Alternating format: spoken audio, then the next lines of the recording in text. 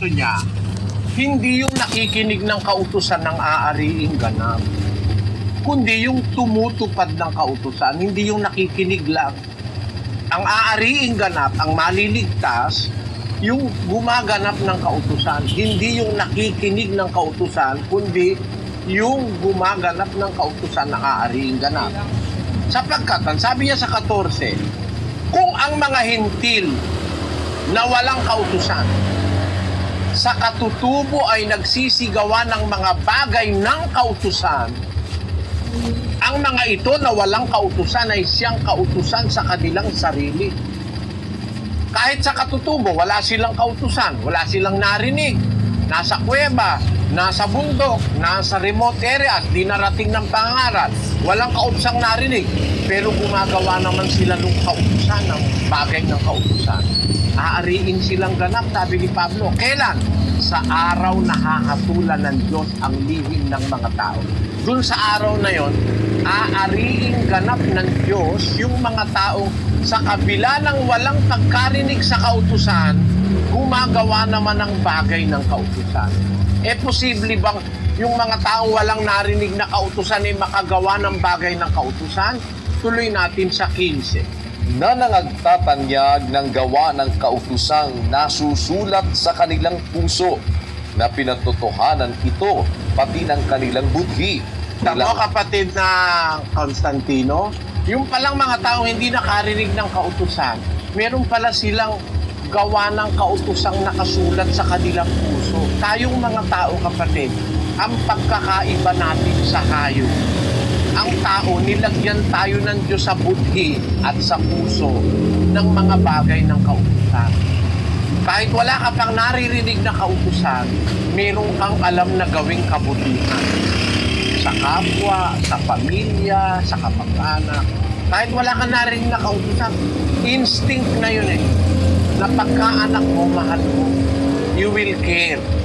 Maalagaan mo, papakainin mo. Merong kabutihang nasa loob ng puso. Kahit wala ka pang naririnig na kautusan, meron ka nang alam na kabutihan. Pagka yung mga taong yun na nabuhay sa bundok, sa remote areas, walang narinig na kautusan, gumawa naman ng kabutihang nakasulat sa kanilang budhi. Aariing ganap ng Diyos yun. Sana naintindihan mo, kapatid na Constantino. Maliwanag po, target and ko po lahat. Lipat naman tayo ng Japan, kapatid na Robert Lavoa. Japan, go ahead please. Narito po si Miss Sophia Takahashi. Ito po yung tanong ko. Kung ang tinatawag na mga anak ng Diyos ay mga Israelita, ang tawag sa atin ay hintil, di ba? Bakit ang mga utos po sa Bible para sa mga Israelita ay kailangan gawin nating mga hintil kung tayo hintil? At kung ang mga Israelita ay tumalikod sa Diyos noon, bakit pati tayo ng mga hintil ay kailangang managot sa pagtalikod ng mga Israelita? Tsaka ang makasalanang hintil po ba ay may pag-asang maligtas at tawaging mga anak ng Diyos? Pasensya na po sa tanong ko. Basahin po natin, kapatid na Sophia, ang 3:6 ng Efeso. Na ang mga hentil ay mga tagapagmana at mga kasangkap ng katawan at mga may bahagi sa pangako na kay Kristo Jesus sa pamamagitan ng Ebanghelyo. Ayon, sabi po ni Pablo, ang mga hintil daw, mga tagapagmana, mga kasangkap ng katawan. Ang katawan po yun yung iglesia, Kolosas 1:8. At siya ang ulo ng katawan sa makatwid bagay ng iglesia. Ayon, ang iglesia po, yun ang katawan. Ang mga hintil, meron pala tayong karapatang masangkap sa katawan o sa iglesia. Sabi niya sa Efeso 3:6, ang mga hintil, mga tagapagmana, mga kasangkap ng katawan. Kaya nga po nung unang panahon ng Israelita, nagbukod ang Panginoong Hesus ng isang apostol para dalhin sa mga hintil. Kasi gusto niyang maligtas din ang mga hintil. 26:17 ng gawa. Na ililigtas kita sa bayan at sa mga hentil na sa kanila'y sinusugo kita, upang idilat mo ang kanilang mga mata, upang sila'y makagpasig sa ilaw mula sa kadiliman, at mula sa kapangyarihan ni Satanas hanggang sa Diyos, upang sila'y magsitanggap ng kapatawaran ng mga kasalanan at ng mga mana sa kasamahan ng mga pinapaging banal sa pamamagitan ng pananampalataya sa akin. Pamamagitan ng pananampalataya sa akin, kay Kristo. Hindi sa Israel tayo sasampalataya, kundi kay Kristo.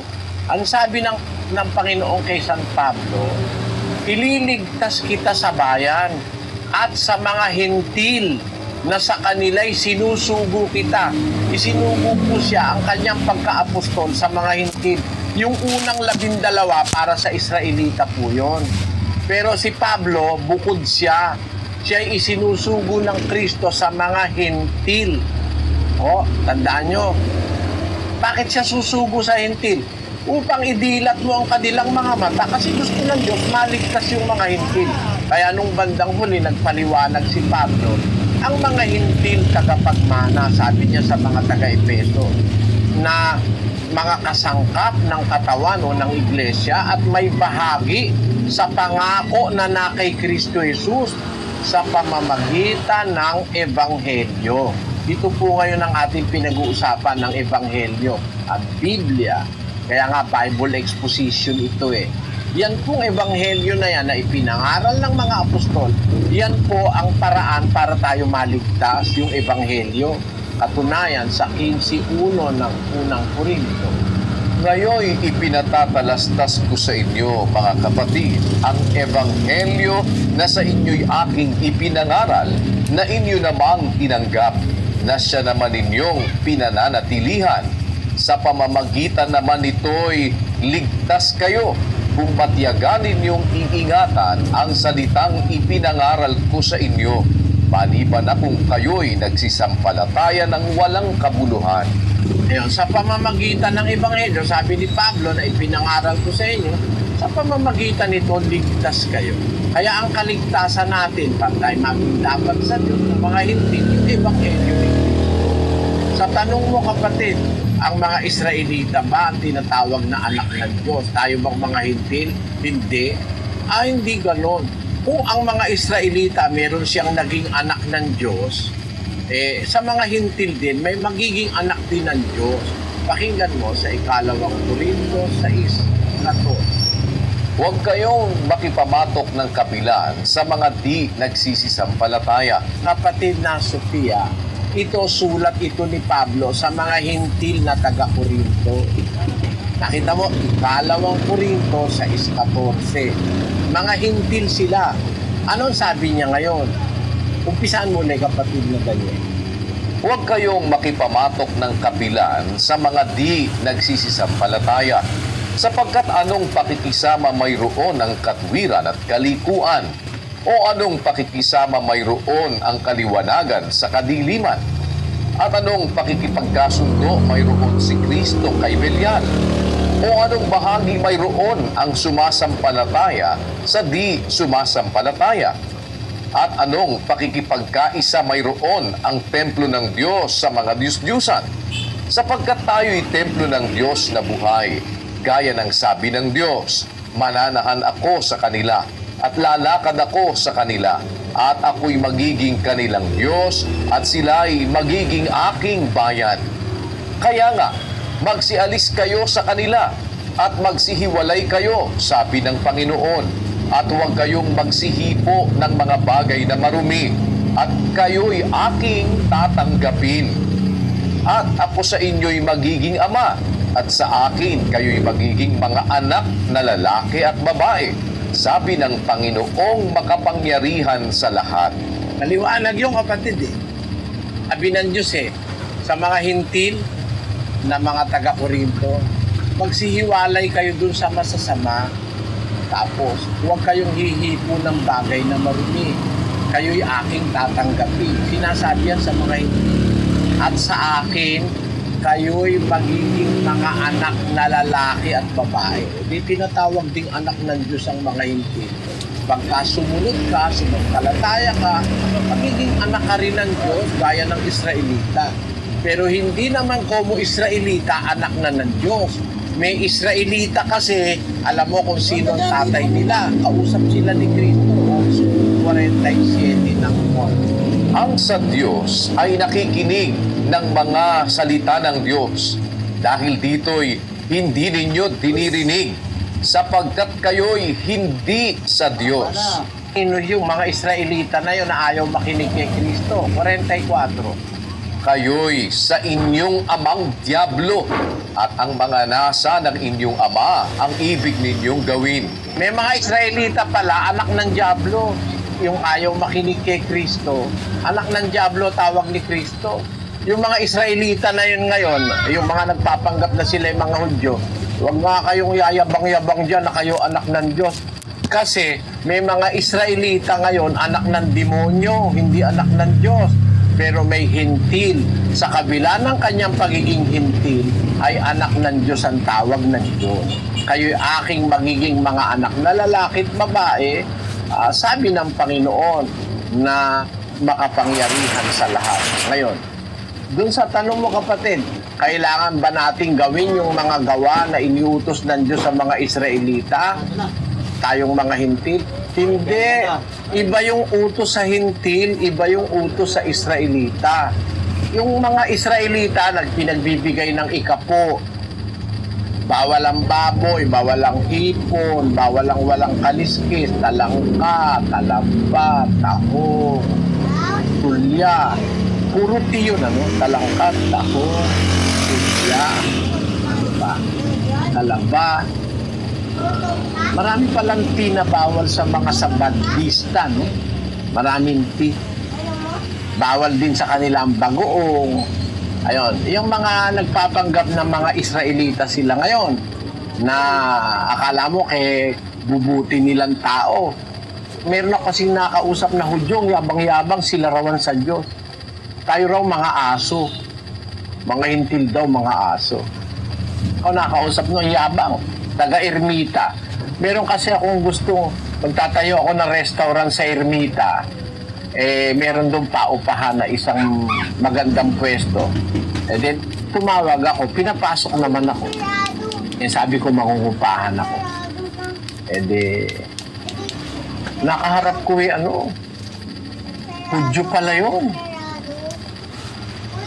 Maputi siya na may balbas na mahaba, Hudyo. Hindi sila nag-aahit ng balbas sabi ko, wala na bang tawag? Napakayabang sumagot. Ay, hindi ako nagpapatawag. In English sabi ko, paano naman po ang term? 6 months advance, 6 months deposit. Wala na ba akong bawas yung deposit in advance? Wala na. O tapos sabi niya, kung wala ka ng tanong, marami pa akong gagawin. Sabi ko, sige, di bali na lang. Paglabas ko, nakita ko sa kabilang pwesto, mas mabait. Yun ang naupahan ko. Yun. Nakapagtayo tayo ron ng coordinating center. Yung araw. Kung sila, paniwala nila, sila anak ng Diyos, sometimes they are very proud of themselves. They are conceited. I'm not saying about all Jews now, but there are those who call themselves Jews, which are so self-conceited. Kaya ang sabi ni Pablo sa mga taga-Roma, tayong mga hintil, isinangkap tayo sa puno ng olibo. Pero wag tayong magpapalalo kasi yung mga Hudyo na talagang nasa kasangkap na una sa puno ng olibo ay nagpalalo, pinutol ng Diyos. Kaya inalis sa kanila yung kaharian ng una Sa panahon ng Panginoong Hesus, inalis ang kaharian sa Israel. Kaya wala na silang pwedeng ipagmalaki ngayon. Maliban na lang kung sumampalataya sila kay Kristo. 21:43 ng Mateo. Kaya nga sinasabi ko sa inyo, aalisin sa inyo ang kaharian ng Diyos at ibibigay sa isang bansang nagkakabunga. Aalisin sa Israel ang kaharian ng Diyos sa panahon ni Kristo. Kaya nangyari sa mga apostol, tinanong pa nila si Kristo doon sa 1:6 ng Gawain. Tinanong nga siya nila nang sila'y nangagkakatipon na nangagsasabi, Panginoon, isasauli mo baga ang kaharian sa Israel sa panahong ito? At sinabi niya sa kanila, hindi ukol sa inyo ang pagkaalam ng mga panahon o ng mga bahagi ng panahon na itinakda ng Ama sa kanyang sariling kapamahalaan. Alam na mga apostol aalisin ang kaharian sa Israel Panginoon, sasauli mo baga ang kaharian sa Israel sa panahong ito? Sabi ng mga apostol. Ang sagot ng Kristo, hindi ukol sa inyong makaalam niyan, sabi.